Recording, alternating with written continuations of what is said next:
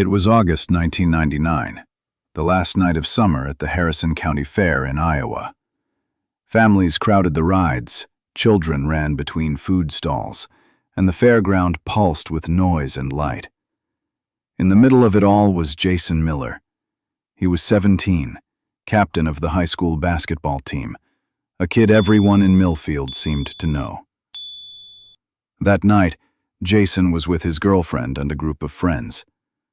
Around 9 o'clock, he told them he was going to walk around the game stalls and would be back soon. He never returned. More than 2,000 people were at the fair that evening. Lights blazed, music played, and the crowd moved shoulder to shoulder. But within a 30-minute window, Jason vanished. His car was still parked in the lot. His wallet and keys were left behind. There were no signs of a struggle, no clear witnesses, and no reason for him to leave. When Jason missed his 10 o'clock curfew, his parents began to worry.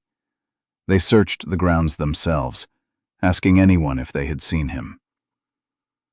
By morning, with no answers, they reported him missing. Police treated the case as a runaway at first. That hesitation cost precious time. By the end of the first 48 hours, there was no trace of Jason Miller anywhere in Harrison County. Search teams combed the fields, the nearby riverbanks, even the barns on the edge of town. Flyers went up across Iowa. Anonymous tips poured in from Omaha and Kansas City, but none of them checked out. Every lead collapsed. What should have been a night of small-town celebration became the beginning of a mystery that consumed Millfield for decades. For years, Jason's disappearance haunted his family and neighbors. The fairground was the last place he was seen alive, and no one could explain how a teenager could vanish without a sound in the middle of a crowded event. It became one of Iowa's most enduring cold cases. And the truth, hidden under the ground for 25 years, was far more devastating than anyone expected. If this story has already gripped you, make sure to like this video and subscribe to the channel so you don't miss the rest of the investigation. In the next part, we'll follow Jason's family. August 1999, Harrison County, Iowa. The county fair had returned, just as it did every summer. Families poured in from across the area. The fairground was alive with neon lights, the smell of fried food, and the sound of carnival games echoing through the warm night air. The Ferris wheel turned slowly above the crowd, while children tugged their parents from one ride to the next. Nearly everyone from Millfield was there. Among them was Jason Miller. He was 17 years old, captain of his high school basketball team, and one of the most recognizable faces in town. Jason wasn't just another student. Teachers described him as responsible and focused. Friends remembered his easy smile. His parents, Thomas and Diana Miller, trusted him to handle himself, but they also expected him home before 10 o'clock. That curfew was a simple family rule. Jason had never once broken it. On that Saturday night, Jason came to the fair with his girlfriend, Emily Carter, and a small group of close friends. They spent the evening moving from one stall to another, sharing food, laughing, and watching the rides. Emily later recalled how ordinary it all felt, just another night of teenage fun. Around 9 o'clock, Jason told Emily he wanted to take a quick walk through the game booths. He promised he would be right back. He stepped away into the crowd, weaving between families and workers. Emily watched him disappear into the sea of people, never imagining it would be the last time anyone would see him alive. The fairground was packed. More than 2,000 people moved shoulder to shoulder. Bright lights lit nearly every corner, and the music from the rides drowned out most other sounds. Yet in this busy, open space, Jason vanished without notice. As the clock moved past 10, Diana Miller began to worry. Jason hadn't come home. He always kept to his curfew, and he always called if something came up. That night, the phone never rang. At first, Thomas and Diana assumed he might be delayed with friends. By 10:15, they drove to the fairground themselves. They searched the paths between the stalls, calling his name, stopping to ask anyone if they had seen their son. By the early hours of the morning, word spread quickly through Millfield. Families who had seen Jason at the fair began to call the Millers. Some thought they remembered spotting him near the rides. Others weren't sure. The accounts conflicted. Nothing gave a clear lead. On Sunday morning, the Millers filed an official missing persons report. Police noted his age, his clean record, and his reputation. Still, the first theory officers offered was that Jason might have left voluntarily. They suggested he could be with friends, or perhaps just cooling off after an argument. The family strongly rejected that idea. Jason had never disappeared before, and nothing in his life suggested he would now. That initial hesitation would later be seen as a critical mistake. The first hours of a disappearance are the most important. In Jason's case, they were lost to speculation. By the end of that weekend, local newspapers carried the headline, "Teenager Missing at County Fair." Reporters gathered outside the Miller home. Residents of Millfield were stunned. Their small town had always felt safe. Children biked across town without fear. Neighbors left doors unlocked. The thought that a boy could vanish in front of thousands of people was unthinkable. In the days that followed, rumors began to spread. Some believed Jason had been lured away by someone he knew. Others whispered about strangers at the fair. Parents grew nervous, suddenly aware that their children might not be as safe as they once believed. For the Millers, the waiting was unbearable. Diana later recalled walking through Jason's empty bedroom that night, hoping he would walk through the door. Thomas couldn't understand how his son's car could still be sitting in the parking lot, while Jason himself had disappeared without a trace. The first night ended with no answers. The family, exhausted, went home at dawn. Posters with Jason's picture were already being printed by relatives and neighbors. By Monday, the search for Jason Miller would consume the entire county.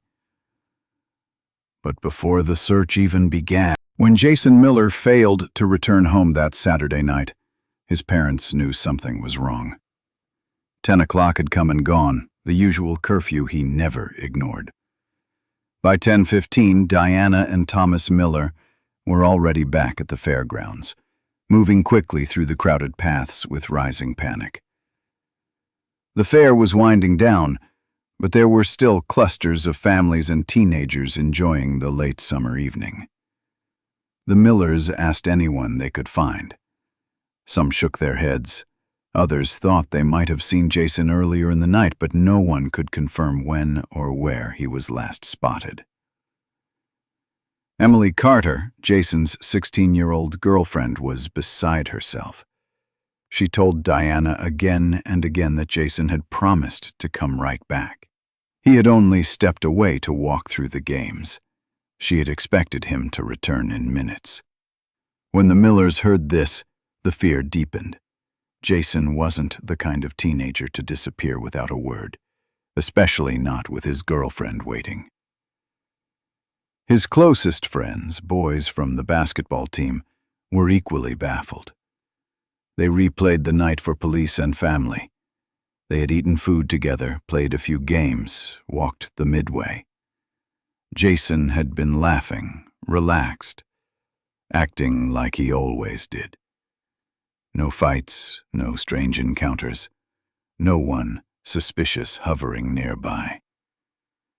There was nothing in his behavior that suggested he was planning to leave or hide. By midnight, the fairground had emptied out. Workers closed down booths, families drifted toward the parking lot, and the rides powered down one by one. But Jason's car remained exactly where he had parked it. The keys were still in his pocket when he walked off, so the vehicle sat untouched. That discovery terrified his parents. Jason had no money on him, no extra clothes, no way to go anywhere on his own. The idea that he had run away was impossible. The family searched into the early morning hours, scouring the parking lot, the dark edges of the fairground, even the roads leading out of town. They shouted his name into the night, hoping for any response. By 3 a.m., exhausted and frantic, they had no answers. Jason was gone. At 8 o'clock Sunday morning, the Millers walked into the Harrison County Sheriff's Office to file a missing persons report. Diana described her son. 17 years old, brown hair, athletic build, wearing his varsity jacket. She made it clear Jason had never disappeared before, never broken curfew, and never given them a reason to worry about his reliability. Sheriff Alan Brooks listened carefully, but was cautious. In 1999, many missing teenager cases were initially treated as voluntary runaways. Brooks suggested that Jason could have gone off with friends or needed space after a disagreement. The Millers pushed back immediately. There had been no argument. Jason didn't have friends in other towns, and he certainly didn't have the means to leave. This wasn't a runaway, they insisted. Something serious had happened. Despite their protests, the sheriff began by retracing Jason's steps. Deputies returned to the fairground on Sunday, speaking with stall workers and ride operators. Some remembered seeing a boy in a Letterman jacket earlier in the evening. A woman running a food stand thought she spotted Jason near the ring toss booth, but no one could say for certain when that had been. In a crowd of more than 2,000 people, Jason's presence was swallowed whole. Emily was interviewed at length. She repeated her story. Jason left at 9, said he would be right back, and never returned. She broke down as she explained how she waited, scanning the crowd, telling herself every minute that he would appear. By the time she realized something was wrong, it was already too late. Jason's friends were also questioned. Their answers were consistent. They had no idea where he went, and none of them saw him after he stepped away. A few mentioned a group of carnival workers standing near the edge of the midway, but no one connected that detail to Jason at the time. By Sunday afternoon, word of the disappearance spread across Millfield. Neighbors gathered outside the Miller home. People called to offer help. Some began organizing informal searches of the surrounding fields and riverbanks. The town's sense of safety was shaken. Parents who had let their children roam freely at the fair the night. Meanwhile, deputies continued canvassing for witnesses. They tracked down carnival workers, drivers, and vendors who had been at the fair. Everyone offered fragments of memory, but none of it formed a clear picture. Some were sure they had seen Jason talking to someone. Others swore they hadn't noticed him at all. The accounts contradicted each other, and nothing concrete emerged. By Monday, Jason's photograph was everywhere. Posters were taped to shop windows, pinned to bulletin boards, and handed out at gas stations. Volunteers called neighbors, urging them to check sheds, barns, and empty lots.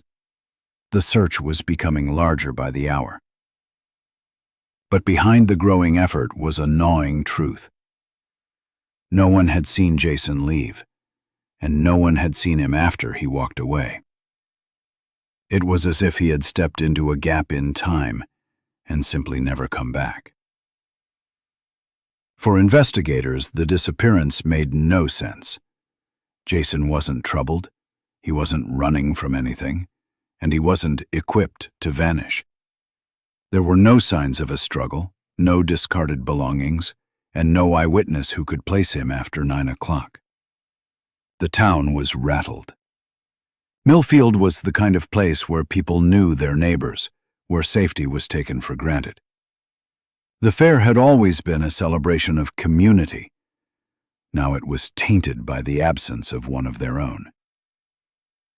As the hours stretched into days, the Miller family's fear hardened into certainty. Something terrible had happened to Jason. But without a single lead, they could only wait. The first alarms had been sounded. A boy was missing, a family was shattered, and a community was beginning to understand that what had started as a normal summer night was now the beginning of a mystery that would haunt them for decades. The first 48 hours would set the tone for everything that followed. By early Sunday morning, the disappearance of Jason Miller was no longer just a worry whispered between friends. It had become a full-scale search operation. Harrison County deputies set up a temporary command post at the fairgrounds gate. Folding tables, radios, maps spread across the hood of a patrol car. Volunteers lined up, ready to help. It was the beginning of what locals would later describe as the most intense search their town had ever seen. Police divided the grounds into grids. Deputies were assigned to the parking lot. Volunteers were sent through the rows of rides and food stands. A canine unit was brought in to work the perimeter. The sheriff wanted every inch of the grounds combed, from the barns on the far end of the fair to the riverbank that curved behind the property. Nothing was left off the list. The order was clear: search, document, and report back within the hour. The first stop was Jason's car. His sedan was still sitting in the same row where his friends said he had parked. The doors were locked, keys missing. On the gravel around it, investigators looked for tire impressions, shoe prints, or any sign of disturbance. A patch of damp soil was dusted with footprints, but none were clear enough to match. No drag marks, no blood. The car was ordinary, silent, waiting, like Jason had simply meant to come back. Cameras were checked next.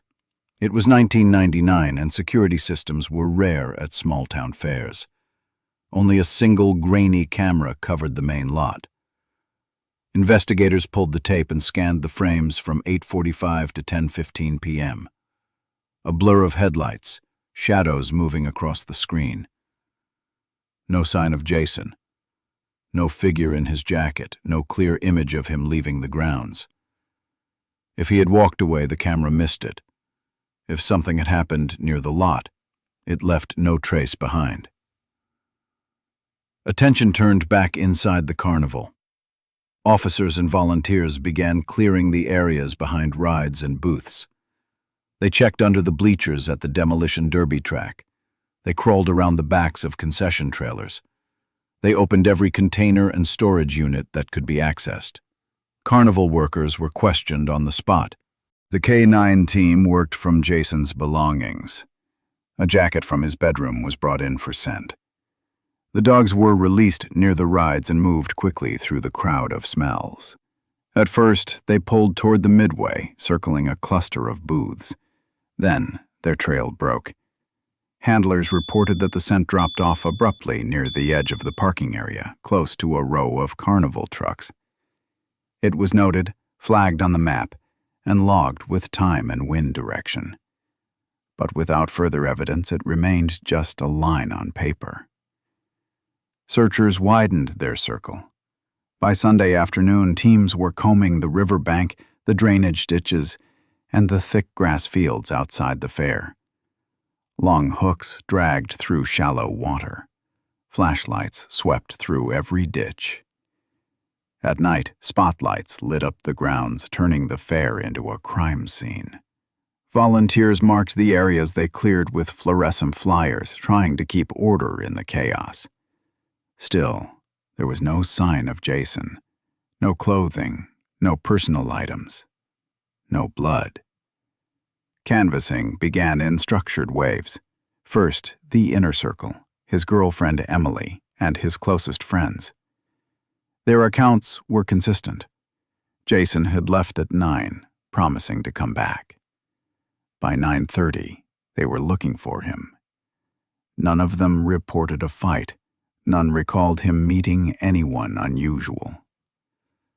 The second wave covered vendors and ride operators. Some said they remembered seeing a tall teenager in a varsity jacket near the ring toss booth. None could say for certain it was Jason. Others admitted the crowd was too thick. They couldn't keep track of individuals. The third wave extended to groundskeepers, custodial staff, and truck drivers. Deputies asked about unusual activity, trucks leaving early, strangers loitering. A few tips trickled in, but nothing that could be verified. Each response was written down, but the trail was already muddy. Evidence collection was limited. Officers recovered discarded tickets, half-empty soda cups, scraps of fabric near the midway. Everything was bagged, tagged, and photographed. But without blood, without fingerprints, nothing could be tied to Jason. The evidence sat in boxes waiting for a break that never came. The pressure built quickly.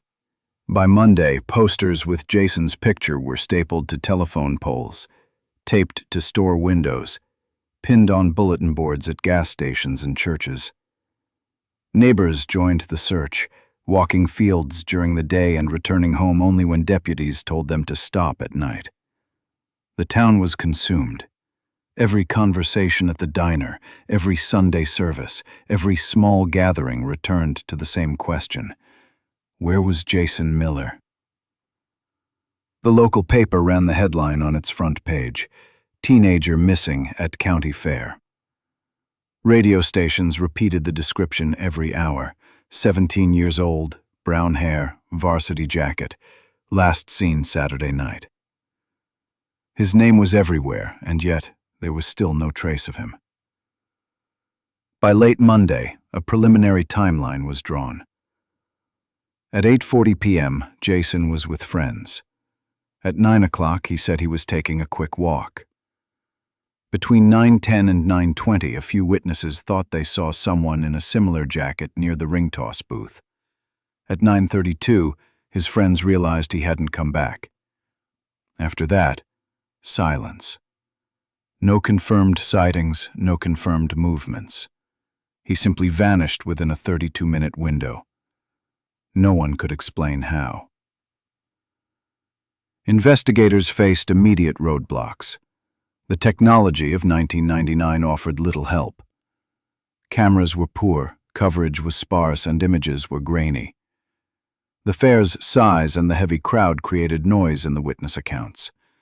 People remembered shadows, colors, flashes of jackets, but nothing consistent. Without a crime scene, without signs of violence, there was nowhere clear to turn. Still, the search continued through Monday night. Deputies kept working the grid. K-9 units were rotated to avoid fatigue. Boats scanned the river's edge with floodlights. Volunteers combed empty barns and abandoned sheds in nearby fields. Every report of movement was checked. Every noise in the brush was followed. Nothing broke the silence. Jason was gone. The family stayed close to the command post, refusing to leave. His mother gave statements to reporters, her voice shaking as she pleaded for help. His father sat in the car for hours, staring at the searchers returning with nothing. That night, the Harrison County Sheriff's Office made the call. The disappearance of Jason Miller was no longer just a missing persons report. It was elevated. The Federal Bureau of Investigation was notified. A federal agent would soon arrive, bringing new tools, new strategies, and a new layer of urgency. The first 48 hours had ended without answers. But the story was only beginning. The search was about to expand beyond Millfield, beyond Harrison County, and into the national spotlight. By midweek, the case had moved beyond Harrison County. Local searches had turned up nothing. No body, no clothing, no trace of Jason Miller. Sheriff Alan Brooks admitted they needed federal help. The FBI stepped in. Agent Laura Stevens, a 35-year-old with years of experience handling missing juvenile cases, arrived in Millfield. She set up a joint task force with the Sheriff's Department, State Police, County Fire Crews, and the District Attorney's Office. For the first time, the disappearance of Jason Miller was treated as a suspicious case, not a runaway. The command post was established in a trailer at the edge of the fairgrounds. Inside, walls were covered with whiteboards. A timeline was built, minute by minute, from 8 o'clock to 9:30 p.m. Names, locations, and fragments of evidence were marked in different colors. Every statement was compared. Every item logged under strict chain of custody rules. Teams were assigned: witness interviews, forensic review, carnival logistics, terrain mapping. The first step was to look closely at the carnival itself. Investigators obtained the full roster of employees working the Saturday night shift. Dozens of names. Many of them were seasonal workers, moving from fair to fair across state lines. The FBI ran background checks. The list showed theft charges, petty assaults, probation violations. Some of those workers had vanished right after the fair packed up. Their absence raised immediate questions. Interviews were restarted, this time with federal precision. Emily Carter and Jason's friends locked the timeline at 9 p.m. He had walked away, promising to return in minutes. The FBI looked for technology that might help. In 1999, cameras were rare, but a few existed. They retrieved a grainy black and white feed from the parking lot and a single CCTV camera from a convenience store across the street. Agents replayed the footage frame by frame. They mapped pedestrian traffic from 8:45 to 10:15 p.m., but the images were poor. Faces blurred. Headlights drowned out detail. The one figure in a varsity jacket could not be confirmed as Jason. With no clear images, the FBI turned to geography. They built a search grid stretching 1 to 5 miles around the fairgrounds. Dirt service roads, river bends, storage barns, abandoned silos, all were flagged. Analysts built corridors showing where someone could have carried or driven a teenager without being seen. Maps highlighted hidden stop points, tree lines, drainage ditches, underpasses. Canine teams were redeployed. Dogs tracked Jason's scent from his jacket. The trail ran strong through the midway, past the food stands, and then faded at the edge of the staff parking lot. A second attempt, run on a different day with different wind, ended at nearly the same place. That clue pointed toward the restricted carnival area. Search crews swept the river behind the fair. Firefighters used sonar along the bends. Divers combed culverts and drainage pipes. Nothing surfaced. Teams marked their completed zones with colored flags to avoid repeating ground. Evidence collection focused on the smallest traces. Investigators combed grass fields and dirt tracks for fibers, torn fabric, electrical tape, and scraps of packaging. Metal shavings from carnival rides were bagged. Tire impressions in the mud were photographed and compared to trucks that had worked the fair. Boot prints were lifted and stored, though without a match they meant little. The FBI subpoenaed carnival logistics. Shipping logs, fuel receipts, lease contracts, and transportation records were pulled. Trucks that had left earlier than scheduled drew suspicion. At least one ride was packed up before closing time. A driver claimed he had switched shifts with no explanation.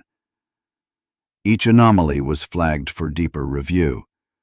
In 1999, phones off. By the end of 2 weeks, the task force created a short list of persons of interest. Workers who had left town abruptly, men with prior charges, people whose statements conflicted. Each was interviewed separately. Some volunteered for polygraph tests, others refused. Suspicion lingered, but no one broke. Meanwhile, the Miller family raised the reward to $10,000. Flyers were reprinted with FBI seals and a hotline number. Tips poured in. One claimed Jason was spotted in Omaha. Another swore he was seen in Kansas City. All were checked. None held up. The press reported daily. FBI joins search for missing teen. Crowds gathered at the courthouse, demanding answers.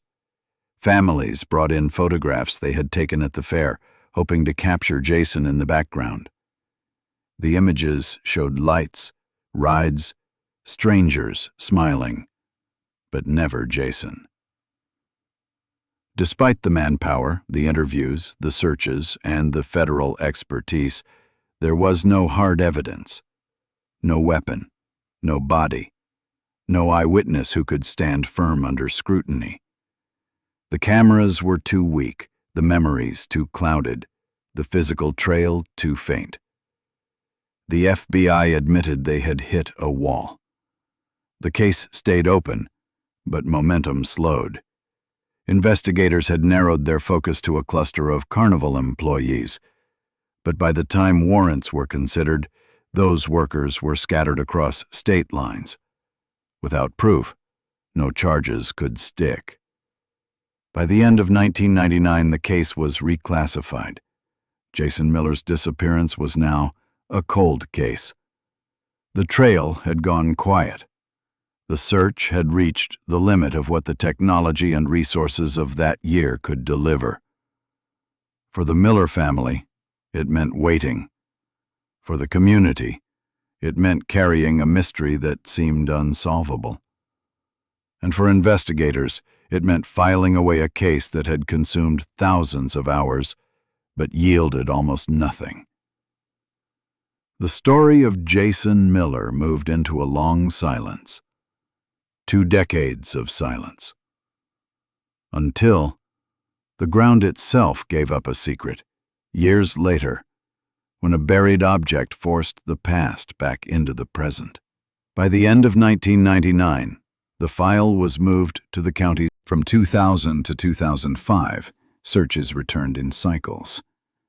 Every summer, as the fair came back, deputies and volunteers walked the same ground again. They cleared the riverbank, the tree lines, the drainage culverts. They opened old barns, lifted rotting pallets, checked haylofts and grain sheds. Tips from residents sent them to abandoned lots 5 to 10 miles out. People swore they saw fresh dirt, or heard noises, or knew an old well that no one had checked. Crews went out every time. They found nothing consistent with a body being moved or buried. No drag marks, no disturbed soil that matched the dates. Diana Miller kept the case alive in public view. She spoke to local papers and regional talk shows. She built a simple memorial web page in the early days of the internet. At home, Jason's room stayed exactly as it had been. His books, his posters, the varsity jacket on the back of the chair. Thomas tried to keep working at his small auto shop. Each new search raised hope and then crushed it. In 2010, he died of heart disease. The obituary mentioned Jason by name. The family hired private investigators twice, first in 2003, then in 2008, both focused on the carnival employees who left town fast after the fair. A few had minor records: theft, probation violations, bar fights. Several had used aliases on seasonal hiring forms. The PIs tracked them across state lines and tried to interview them. Without a warrant, without fresh evidence, doors closed. There was nothing to seize. No judge would sign a search order on a hunch from 10 years earlier. Meanwhile, the town told stories. Teenagers claimed they saw Jason's figure on the empty fairgrounds late at night. Anonymous calls came in saying he was seen in Omaha or Kansas City, usually near a bus station or a mall. Those sightings fell apart. Timelines failed. Clothing did not match. When pressed, witnesses admitted they weren't sure. Parents in Millfield tightened curfews. The fair scaled back late hours. Technology offered a little hope. Anniversary years brought the case back to the headlines. 10 years in 2009. 15 in 2014. Long-form articles recapped the night, the search, and the silence. Candlelight vigils gathered at the high school. The reward was renewed. The hotline reopened for a few weeks each summer. Investigators tracked down a handful of former carnival workers. Some refused to talk. Others claimed not to remember the details. Memory had eroded. The gaps grew wider. The cold case team reread old statements looking for contradictions that had been missed. They compared cleanup logs, trash runs, and truck exit slips with 1999 interviews. One trailer appeared to have left early, with paperwork that didn't match the schedule. The line on the spreadsheet was underlined. Investigators looked for the equipment company years later. The business had changed owners. Records were missing or stored out of state. There was no direct path to a search warrant. Millfield adjusted to its unwanted identity. Newspapers called it the fairground disappearance. For a time, businesses worried that the name would scare visitors. Over the years, the town stabilized. People moved on with their lives, but the case stayed present in small ways. A bulletin board at the library, a yellowing flyer at a church hall. Diana created a scholarship in Jason's name at Harrison High. Each spring, a student received help to attend college. The program kept Jason's photo on the stage and his story in the room. Between 2019 and 2023, investigators took one more run at the physical record. A lab tried enhanced imaging on a small metal fragment recovered years earlier. Hopes rose that a serial number might appear. It did not. Ground-penetrating radar teams scanned parts of the old lot and nearby grass. The soil layers were mixed and disturbed from years of fairs and minor construction. No clear voids showed. The team placed the case on active hold. They would move fast if heavy equipment ever returned to the site. Digging was the one thing no one had been allowed. Diana heard about the construction at a town meeting. She told a reporter calmly that if there were answers, they would be somewhere near the place her son was last seen. She did not guess. She did not accuse. She asked for the workers to keep an eye out for anything unusual and to call the sheriff at once if they found it. All of it led to a single week in early 2024. Excavators rolled onto the lot and started cutting new trenches. Deputies stood by the orange fencing with gloves and evidence bags. The machine operator lowered the bucket, broke through hardpan, and dragged a strip of soil back toward the staging area. Metal scraped against metal. The operator stopped. In the trench wall, half buried and rusted, was the outline of a bicycle frame. Work ended on the spot. The area was sealed with tape. Photographs were taken before anything moved. Forensic techs cleared loose dirt by hand. A compact BMX frame emerged, corroded but intact enough to see where parts had been. The numbers stamped on the metal were faint. Imaging techs brought in a portable rig and coaxed the serial code into view. They ran it against old purchasing records and local reports. The match pointed to a name investigators had seen before many years earlier, on a seasonal payroll list. The discovery changed the case in an instant. It was no longer about rumors or memories or broken timelines. It was about an object pulled from the ground within the original search radius, sitting in the blind spot investigators had circled since the beginning. The find did not answer every question, but it gave the task force a direction, a person to locate, and a reason to reopen every box in evidence storage. 25 years had passed. The search had felt endless.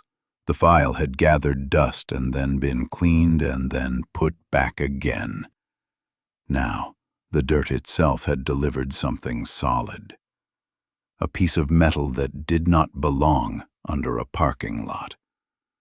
A starting point that had been missed because no one could see beneath the surface.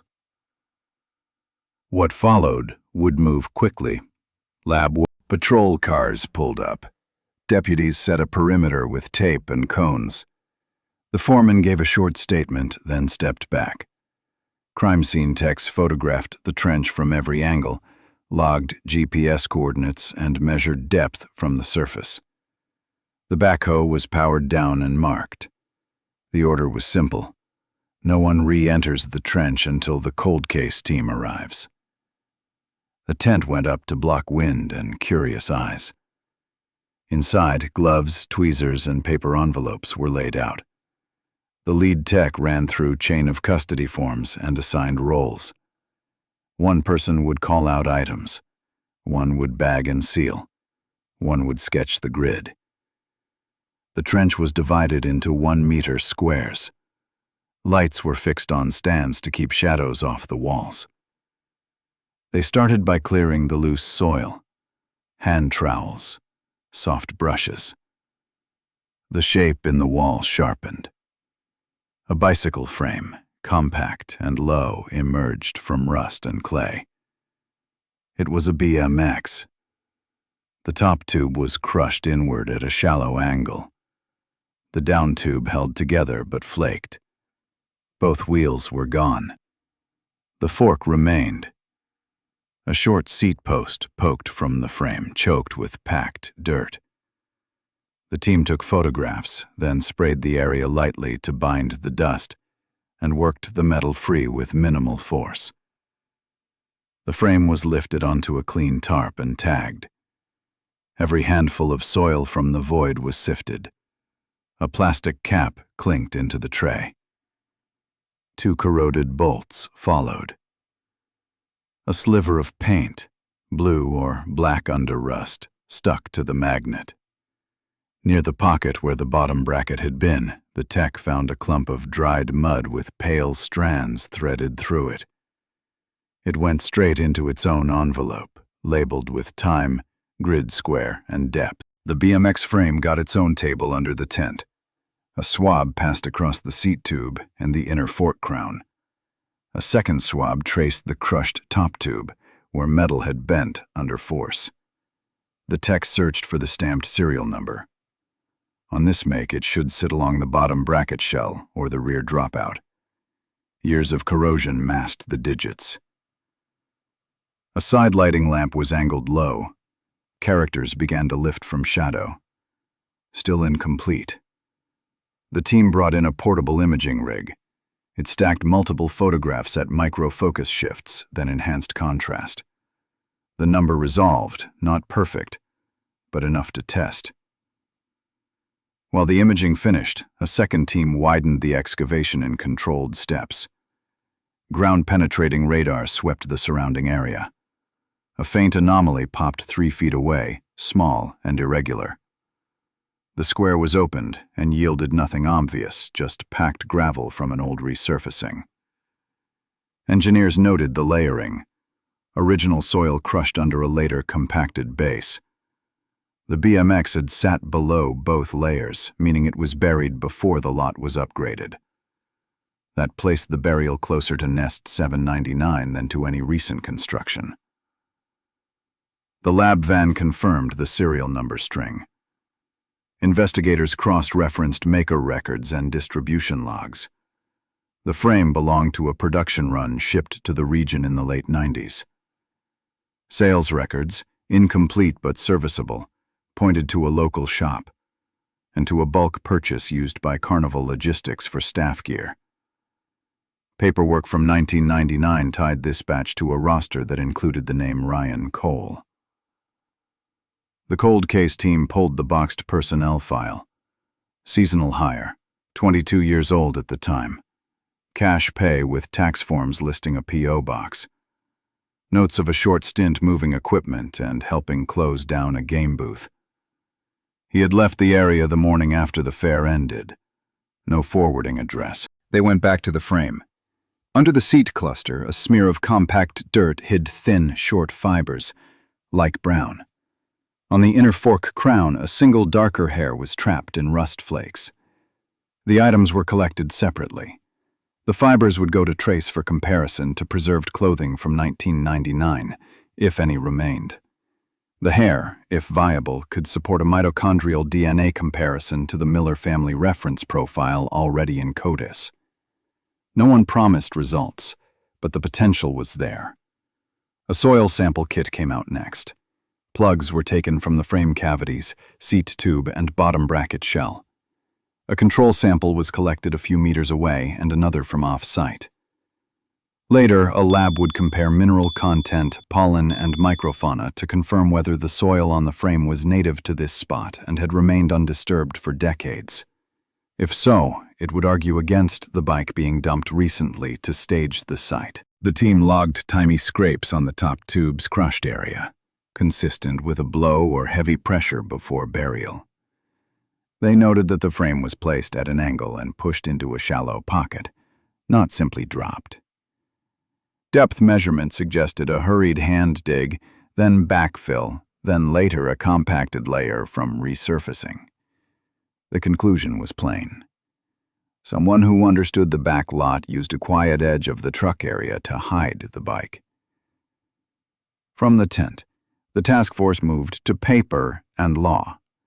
Subpoenas went out for 1999 carnival contracts, trailer placement maps, equipment invoices, and fuel receipts. Transportation logs from the ride company were requested, including any handwritten notes by drivers. The county clerk's office was asked for permits, gate counts, and overnight security rosters for the final fair weekend. The team reopened the spreadsheet that had bothered them years earlier. A trailer recorded as leaving before closing time with a handwriting mismatch. It was flagged again, now alongside the BMX serial hit. The district attorney approved limited public disclosure. A press release said an item of interest had been recovered at the fairgrounds in connection with the 1999 disappearance of Jason Miller. There were no details about DNA, serial numbers, or any potential suspects. The release asked the public to submit home videos or photographs from the fair that might show the back lot between 9 and 9:30 p.m. A hotline reopened, and within hours a handful of people offered old photo albums and a dusty camcorder tape. Agents plotted a micro-timeline, anchored by the new find. Between 9:05 and 9:25 p.m., pedestrian flow near the rear booths had thinned as families moved toward the exit. Trash crews began moving bins. A security guard's old statement placed him on the far side of the midway around 9:15. Two food vendors recalled closing early to beat traffic. The map showed a corridor from the game alley to the staff truck lot with 3 short segments of partial cover. If someone led or dragged a teen through that path, it could be done in 5 to 7 minutes with minimal exposure. Investigators re-interviewed the former. The task force moved Ryan Cole from name on a sheet to person of interest. They pulled DMV records across multiple states, looking for alias matches, and checked employment databases for seasonal labor with similar biographical details. A pattern emerged in Missouri under a different last name but the same birth date and partial Social Security sequence. Rental history showed short leases and cash payments. A citation from years earlier placed him in a town near a traveling fair. Before any move, the team wanted one more layer of support. Trace scientists fast-tracked the fiber kit. If the fibers from the seat cluster shared class characteristics with textiles collected from Jason's belongings in 1999, like his jacket lining or common denim weaves, that would not prove contact, but it would support the theory that the BMX was part of the event window. The hair sample was assessed for mitochondrial DNA. If quality allowed, it could confirm whether the hair came from the maternal line of the Miller family. The lab would not speculate, but the protocols were set. The DA's office drafted new subpoenas. Fuel slips could show where the ride company trucks stopped the night they left. Credit card logs from the era were spotty, but even a single receipt might help reconstruct a route. Investigators requested time cards and per diems for the crew around Ryan. The goal was simple: find who worked closest to him, who left with him, and who took another road. The public line held steady. No suspect named, no victory laps. The family gave a short statement thanking workers for pausing the project and calling the sheriff. Diana kept to one sentence that mattered most. If the ground was giving something back, the team should be allowed to finish their work. Maps were reprinted with a new red dot at the trench. The micro-timeline now had a weight-bearing point.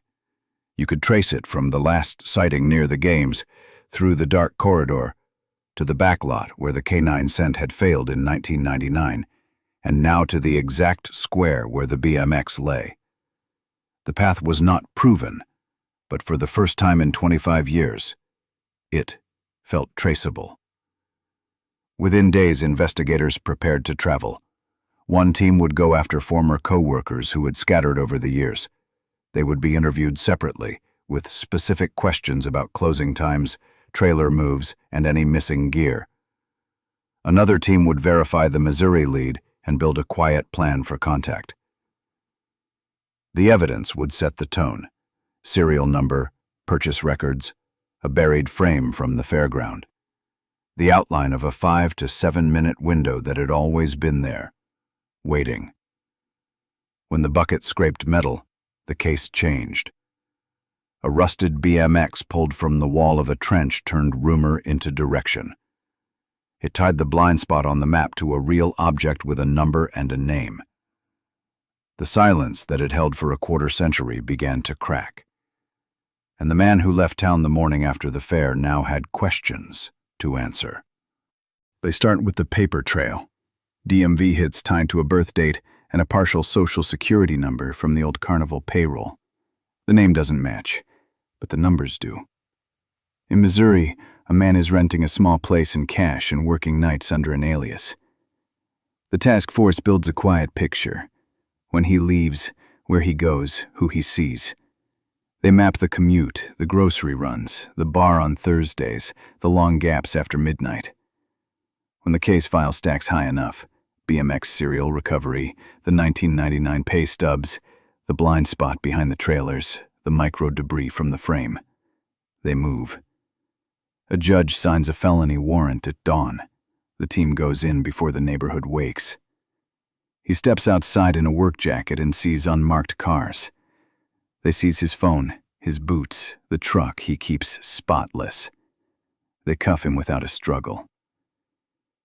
Inside the apartment, a second team reads out a search warrant and starts methodically bagging anything that could carry old metal dust or flake paint.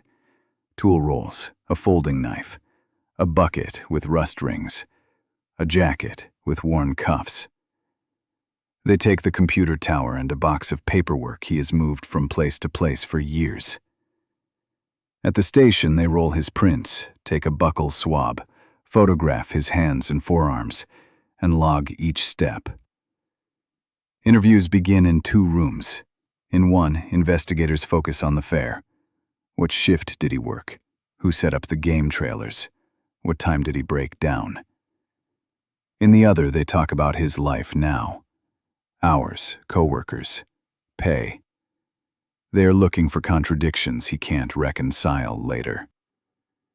Back in the fair room, they place a map on the table. The route from the ring toss to the back lot. The corridor between trailers. The last 10 minutes before 9:30 p.m. in colored ink. They don't say the word DNA. They say the BMX was assigned to his crew. They slide a copy of the payroll page across the table and point at his original name. He shrugs off the bike, says it went missing that night. Says carnival bikes go missing all the time.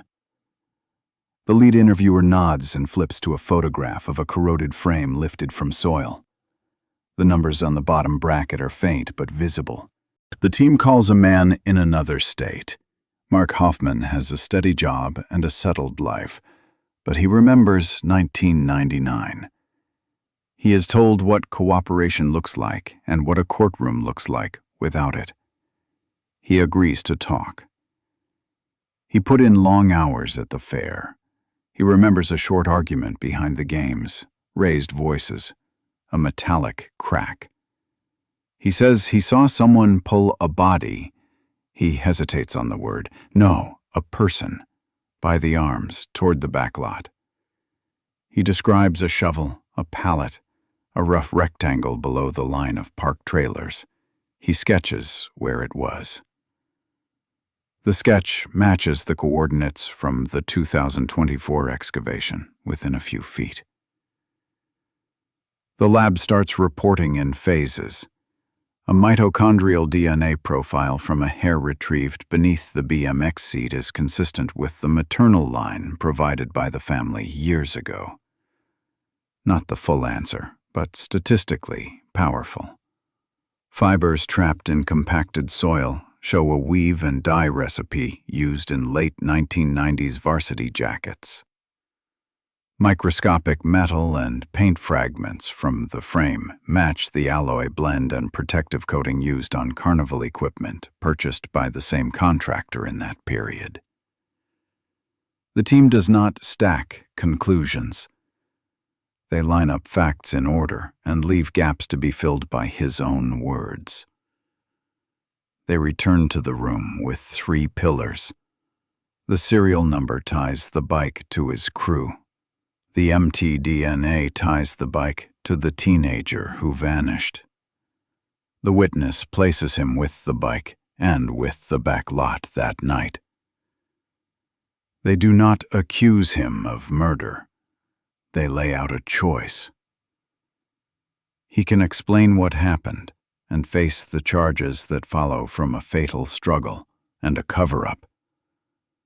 Or he can deny it and face the weight of a jury hearing the same story from a co-worker, a lab, and a map. He starts with small edits to his past. He was young. He followed orders. He didn't know the kid. They wait. Then he admits taking merchandise from a truck when the midway was crowded. A teenager confronted him behind the games. The teenager said he would find security. There was pushing. He's asked why he didn't call 911.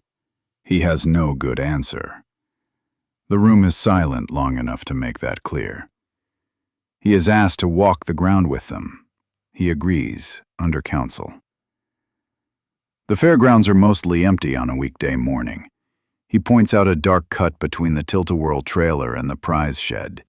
He points to a pallet he says he leaned against a fence to light the view for a few minutes. He steps off the distance to the back lot and stops at a place that looks like any other patch of packed dirt and gravel. The coordinates are within 2 meters of the 2024 dig. He remembers stashing the short shovel under a stack of wooden forms for tent poles. A careful sift of that area yields a rusted shovel head pulled from the earth like a tooth. Back at the office, they record a formal statement. Every minute is logged after a clear reading of his rights. He signs off on a proffer his attorney negotiates with the prosecutor. Manslaughter and evidence tampering will be the core charges if his account holds, and if he helps locate any remaining physical evidence. The team compiles the bundle for charging. The mtDNA report with its statistical summary, the microfibers and dye profile, the metal and paint analysis, the BMX serial trace with a clear chain of custody, the co-worker's statement, the walkthrough photos, the shovelhead recovery, the recording of the admission. They petition for detention without bail.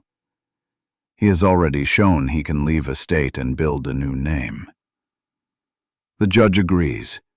The task force informs the family in private before any cameras roll.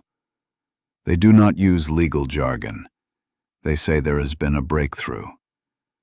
They say they have a confession to a fatal fall during a struggle and to a burial at the fairgrounds. They say they will be searching for remains with new ground tools, and they will do it with care. A short press conference follows. The lead agent confirms that a significant piece of evidence was found in early 2024, and that a person of interest has been arrested and charged. She declines to discuss DNA details or witness identities. She asks the public for any photographs or video from the 1999 fair they haven't yet shared. The narrative tightens. The teenager's disappearance fits between 9:05 and 9:25 p.m. The last verified sighting near a game booth. The point where the dogs lost scent at the edge of the back lot. The buried BMX at the blind spot behind the trailers. The payroll showing his crew on duty and paid to break down equipment. The overnight exit of a trailer without a complete log. The confession bridges each gap with an action, a confrontation, a fall, a failure to call for help. A burial intended to erase the link between a bike, a crew, and a boy who never came home. They assembled trial exhibits the way they assembled the map in the interview room. Not dramatic, just clear. A side-by-side of the BMX serial in 2024 and the original invoice from the carnival vendor. A still image of the recovered hair under magnification, with the mtDNA report's one-page conclusion on screen. A diagram of the fairgrounds with a narrow shaded corridor where light fails and noise covers footsteps. A photo of the shovel head with the pitted edge, and a maintenance log from 1999 listing a missing short shovel after closing night. The man's attorney advises him to accept responsibility for the struggle and for burying the bike and the body. The state prepares to present a clean timeline to a jury if he refuses. Either way, the silence that held for 25 years is broken. The fairgrounds are no longer just a place where a teenager vanished. They are a place where a decision not to call for help turned a bad moment into a cold case that haunted a town. As the case moves, the team keeps working the ground. They screen soil in tight squares around the back lot. They follow the lines he stepped out with their own tape measures. They bring in a cadaver dog to run the corridor he used. Each method adds weight to a story that is already heavy enough to reach court. The file that once floated on tips and rumor is now anchored to objects with numbers and lab reports. The BMX, the fibers, the hair, the dent on the top tube, the shovel head, the alias, the payroll line with a date stamp from the last night of the fair, the co-worker who finally spoke to put a scene back together. He chose to run. He chose to bury. Those choices hold in the record now, not just in speculation. The next chapter will not be about who did it or if it happened. It will be about what the law calls it, what the punishment should be, and how a courtroom measures responsibility when panic and theft and a teenager's disappearance collide behind a row of carnival trailers. After 25 years, the case has a voice.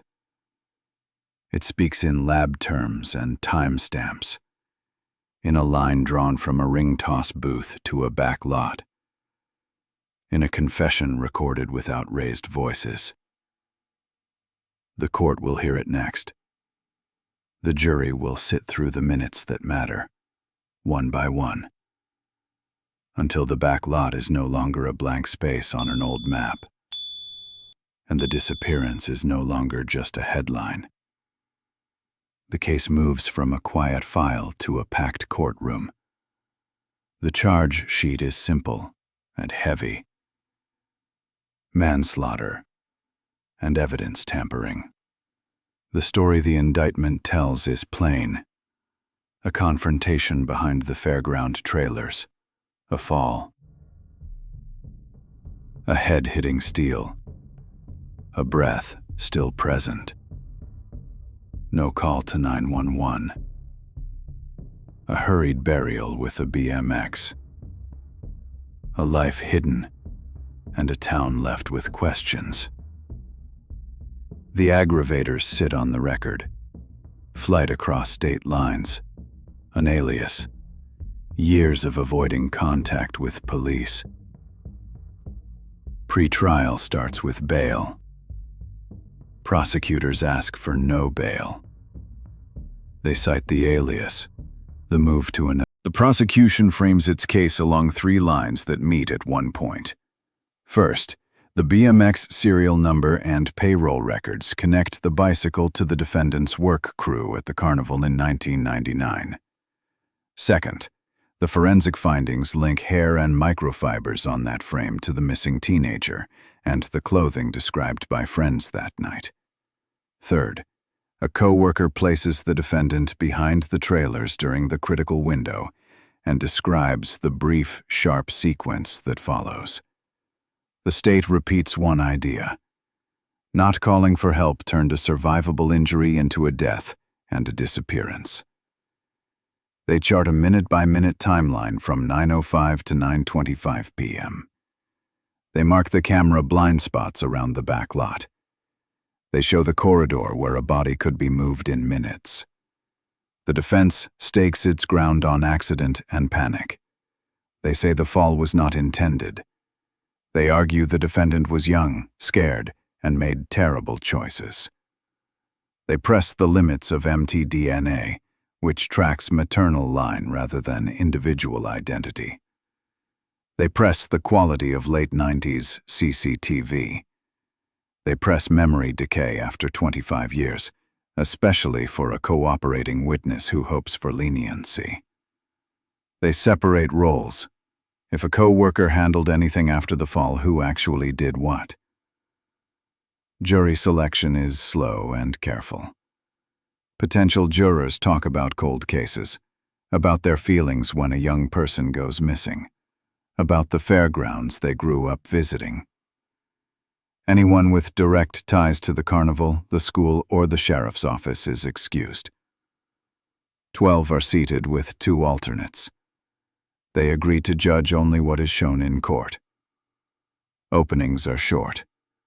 The prosecution promises a straight line of proof, a bike buried in the back lot, a serial number brought back to life, a lab tying that bike to the victim's clothing, a witness who was there, and a defendant who walked investigators through the ground he chose 25 years ago.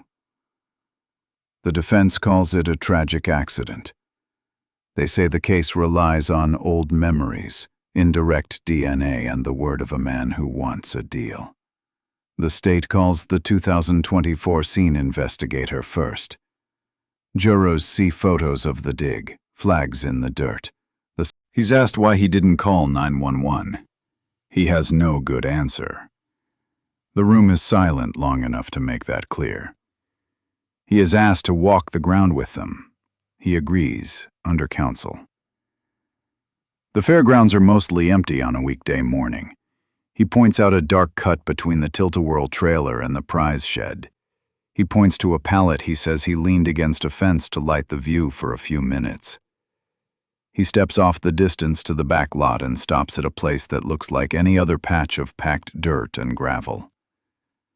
The coordinates are within 2 meters of the 2024 dig. He remembers stashing the short shovel under a stack of wooden forms for tent poles. A careful sift of that area yields a rusted shovel head pulled from the earth like a tooth. Back at the office, they record a formal statement. Every minute is logged after a clear reading of his rights.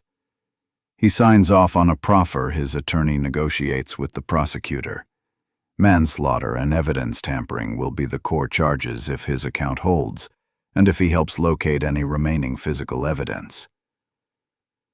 The team compiles the bundle for charging: the mtDNA report with its statistical summary, the microfibers and dye profile, the metal and paint analysis, the BMX serial trace with a clear chain of custody, the co-worker's statement, the walkthrough photos, the shovelhead recovery, the recording of the admission. They petition for detention without bail. He has already shown he can leave a state and build a new name. The judge agrees. The task force informs the family in private before any cameras roll. They do not use legal jargon. They say there has been a breakthrough. They say they have a confession to a fatal fall during a struggle and to a burial at the fairgrounds. They say they will be searching for remains with new ground tools, and they will do it with care. A short press conference follows. The lead agent confirms that a significant piece of evidence was found in early 2024, and that a person of interest has been arrested and charged. She declines to discuss DNA details or witness identities. She asks the public for any photographs or video from the 1999 fair they haven't yet shared. The defense crosses hard. They attack mtDNA as lineage, not identity. The biologist concedes the limit, but notes the context. Hair on a frame tied to the defendant's crew, buried at the fairgrounds, with fibers matching the jacket, and a scene witness placing the victim and the defendant together. They attack Hoffman. He wants a reduced charge. He waited decades to speak. He was part of the crew that night. He could be protecting himself. The state replies that his story is anchored by physical facts found years later under the ground he described. They note that his account preceded the full lab results. They show timestamps proving that. The defense considers calling the defendant.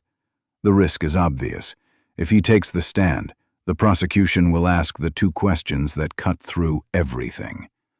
Why did you not call 911 when he was breathing? Why did you bury the bike with him? In the end, the defendant testifies. He says it was a mistake. He says he panicked. Under cross, he admits he moved the body and the bike. He admits he left town within days and stayed gone under another name. He cannot explain why a call was never made. Both sides rest. The judge instructs the jury. Manslaughter requires a death caused by reckless conduct. Evidence tampering requires altering or concealing physical evidence with the intent to impair its availability. Proof must be beyond a reasonable doubt. The jury must consider the confession alongside all other evidence and must weigh eyewitness testimony with caution when incentives exist. Closings are tight.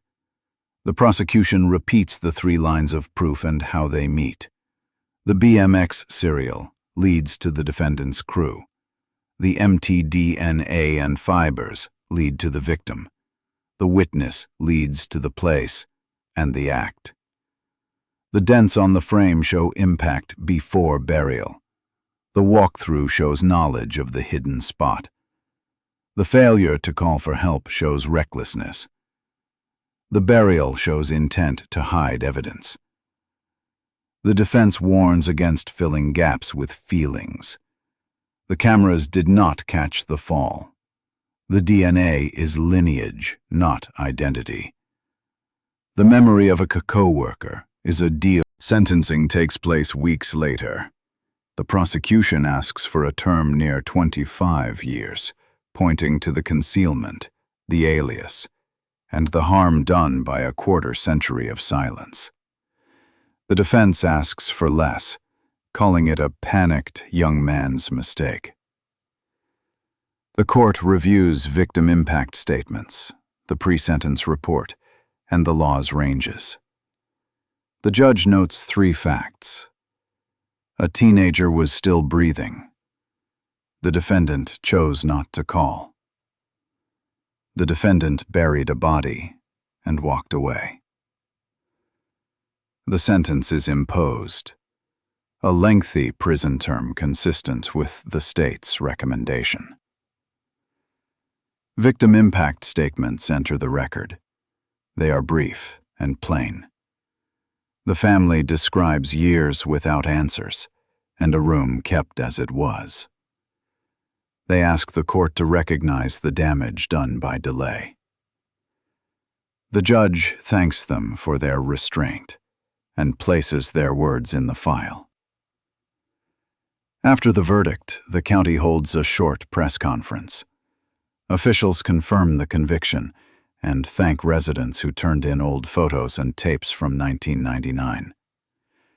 They credit the cold case unit and the fairground construction crew that stopped the machine when metal scraped in the dirt. They avoid details that could fuel an appeal. The defense files notice of appeal on narrow grounds, the admission of the walkthrough video, certain references to the alias, and the way the court handled the cooperating witnesses agreement. The office of the clerk stores the BMX frame, the soil samples, the shovel head fragments, and the tapes under long-term rules for resolved cold cases. The National Missing and Unidentified Persons System and the National Crime Databases are updated. The case status changes to resolved by conviction. The investigative file closes with a final summary. It tracks the line from a crowded summer night to a shovel in the dark, from a missing person report to a buried bicycle, from a serial number brought back under angled light to a face in a courtroom. It notes the lesson written in the record, a choice not to call for help, followed by a choice to hide. Turned an accident. The script for this part ends with a door opening to the aftermath. A community looks at the lessons, how to protect crowded public events, how to treat missing persons cases from the first hour, how technology and patience can break a standstill years later. The legal chapter is closed, but the meaning is still moving through the town. The last images in the mind are grounded. A bike pulled from clay, a map with a red box around the blind spot, a jury form with 2 checked boxes, and a headstone engraved with a name that will not be forgotten. The next part follows the town home, to the school gym, to a small stone under a tree, and to the policies built so this timeline never repeats. Morning light falls across the bleachers at Harrison High. Folding chairs line the gym floor. White flowers frame a simple photograph of Jason Miller. The microphone is waiting. After 26 years, the case file reads one final line. Resolved by conviction. The clerk stamps the update to NamUs and NCIC. The sheriff's office releases the schedule for the return of personal effects that can be returned. The cemetery lists a date and time. The headstone is plain. In memory of Jason Miller, never forgotten. The town gathers at the school because that is where he belongs. Principals, former teachers, and teammates take turns with short remarks. No speeches, just dates and facts. A friend mentions the jacket he wore that summer. Emily steps forward for one line she can finally say without guessing. "Thank you for finding him." Then the candles are lit. The gym goes quiet. A varsity jacket hangs from the railing above the court, still, like the scoreboard when the game ends. Diana Miller speaks next. She thanks the investigators who stayed long after the lights went out. She thanks the volunteers who walked the ditches and the fence lines. She says what truth gave back to her. A place to visit and a name on stone, not a rumor in the wind. She announces a scholarship in Jason's. The fairgrounds change too. Crews raise new poles and run cable. Cameras cover the service lanes, the back lot, and the trailer rows. Floodlights erase the old blind spot. Signs show the exits. The area behind the rides is locked when the last show ends. Seasonal workers check in and check out on a roster. Head counts are done before the gates close. A hotline number is posted on the back of every badge. Staff practice what to do if someone goes missing. Who calls 911? Who searches where? Who writes down the time? DOPT for 90 days. Police policy shifts from talk to written steps. The county posts a golden hour rule for minors. When a parent calls, the clock starts. No one uses the word runaway as a default. A soft perimeter is set around the last known point, even if the facts are thin. K-9 units are called early. Detectives canvass homes and shops for private cameras. In the first 12 hours, they collect tapes and memory cards before they are erased or recorded over. A checklist lists who to notify at the state and federal level.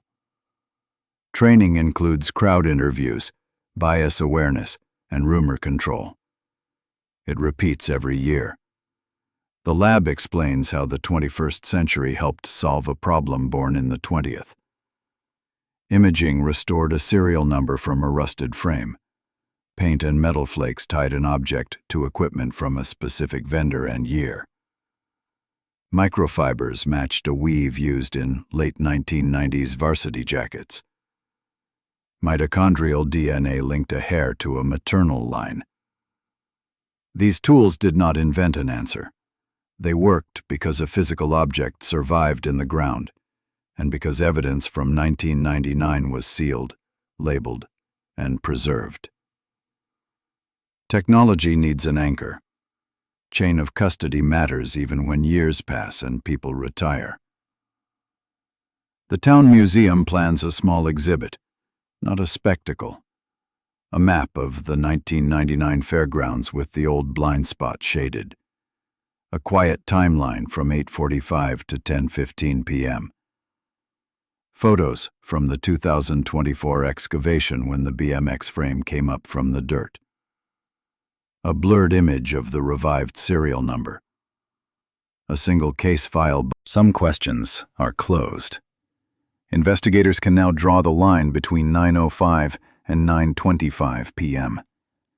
They can show where Jason walked, where he confronted the theft, where he fell, and where he was buried with the bicycle. They can point to the shovel type from the maintenance trailer. They can show the route through the dark strip behind the rides. They can match the burial site to the coordinates of the 2024 dig. Other questions will never have precise answers. Would a call to 911 have saved him? Did anyone else know more than they admitted? Why did no one hear a shout in a crowd of 2,000? The truth is simple and hard. There is enough evidence to assign responsibility and close the file. There is not enough to unwind time. This story leaves practical rules behind. Make the call. If you think someone needs help, dial 911. Report first, argue later. Treat every last seen location as a scene. Set a perimeter.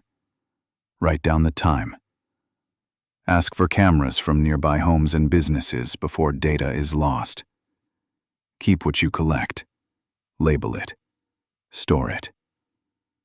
Community members matter. A disposable camera in a drawer can hold a frame that solves a case. A home video can fix a timeline. Cold cases do not die. Roads are repaved. Lots are dug. When ground moves, evidence can surface. Be ready to pause the work and bring in the kit. Justice came late, but it still matters. It returned a name to remains. It returned a story to a family and a town. It turned a rumor into a record and a lesson plan. It did not erase the years in between. It did close the loop. The ceremony ends with small sounds. A chair slides. Someone clears a throat. The organist plays a simple hymn. People step to the front and place a candle by the photograph. No one lingers at the microphone. Outside, work crews finish mounting the last camera over the back lot. A laminated card with the new safety flow hangs inside the gatehouse. Receive the report.